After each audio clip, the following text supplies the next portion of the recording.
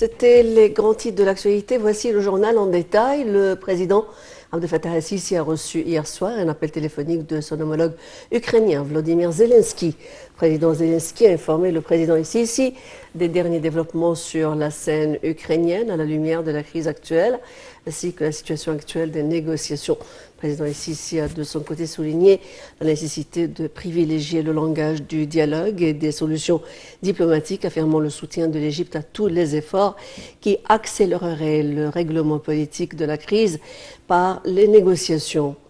Le chef de l'État a souligné que l'Égypte suivait avec une grande inquiétude les développements successifs sur le terrain et la détérioration de la situation humanitaire qui en résulte, exprimant son appréciation pour les mesures prises par l'Ukraine afin de faciliter la sortie des citoyens égyptiens des ports ukrainiens en garantissant leur sûreté et leur sécurité. Le président ukrainien a exprimé sa sincère appréciation et sa gratitude pour les efforts déployés par l'Égypte visant à accueillir les touristes ukrainiens dans les stations touristiques égyptiennes en leur fournissant toutes les aides nécessaires depuis le déclenchement de la crise ainsi qu'en facilitant les procédures de leur retour dans les pays voisins de l'Ukraine.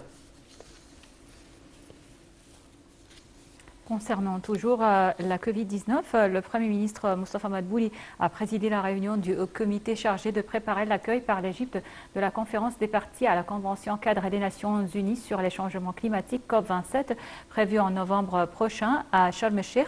La réunion a porté sur les efforts déployés par les différents ministères à ce sujet.